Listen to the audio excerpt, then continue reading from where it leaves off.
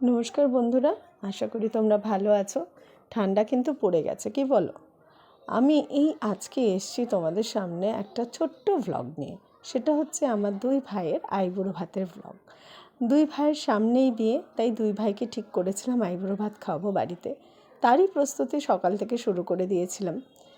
অনেক কিছুই রান্না তার মধ্যেই হয়ে গেছিলো যখন থেকে আমি ভিডিওটা স্টার্ট করলাম। এই দেখো, বড় বড় পমফ্রেট মাছকে আমি ভালো করে ম্যারিনেট করে রেখেছিলাম। মেথি শাক করব ভেবেছিলাম, শাক ভাজা, আলু ভাজা, পটল ভাজা, আর রাঙালু ভাজা হয়ে গেছিলো অলরেডি।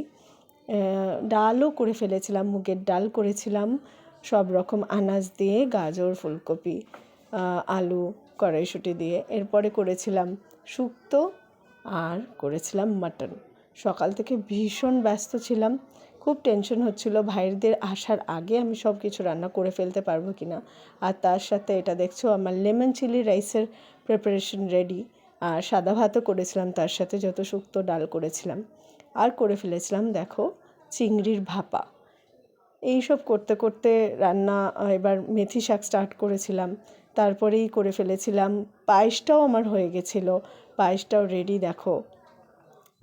সব কিছু তো করছিলামই, কিন্তু একটা টেনশনও হচ্ছিলো যে এত কিছু রান্না একসাথে সামাল দিতে পারবো কি না। তো আমি কি করেছিলাম, আগেই না ভাইদের আসার আগে মানে কথা ভেবে, যাতে ভাইরা এলেও হুড়োহুড়ি যাতে না পড়ে যায়, তাই জন্য আমি আগে থেকে না অলরেডি স্টার্ট করে দিয়েছিলাম সাজানো। তো আমাকে আমার শাশুড়ি মা মানে আমার মামুনি ভীষণভাবে হেল্প করেছিল।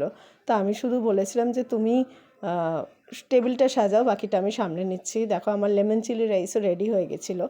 তো আমি এক এক করে রান্না করে দিচ্ছিলাম, আর মামনি ওদিকে ভালো করে টেবিলটাকে সাজিয়ে দিচ্ছিল।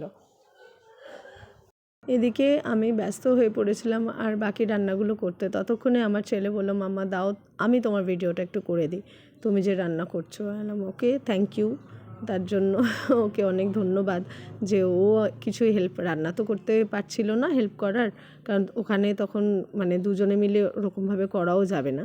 তো অবভিয়াসলি আমি ওকে বললাম তাহলে তুমি ভিডিওটা করে দাও। তো এইভাবেও আমাকে ভিডিওটা করেও সাহায্য করছিল।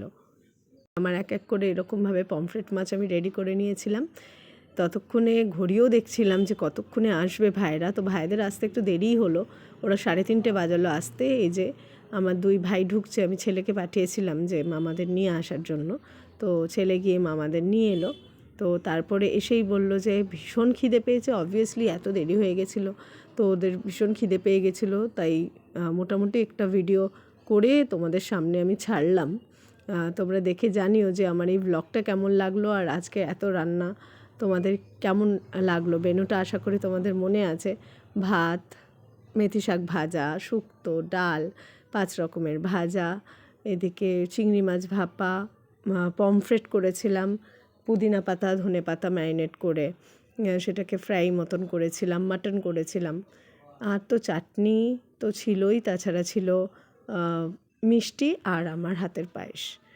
তো ওরা ভীষণ এনজয় করেছে। আর লেমন চিলি রাইস ছিল, সাদা ভাত ছিল, ওদের ভীষণ তৃপ্তি করে খেয়েছিল। আর দেখবে এত খাটাখাটনির পরে যদি ভাইরা বা যাদের জন্য করছো তারা যদি একটু ভালো বলে, তাহলে ভীষণ আনন্দ হয়। সব খাটনি যেন মনে হয় এক চান্সে উবে গেল।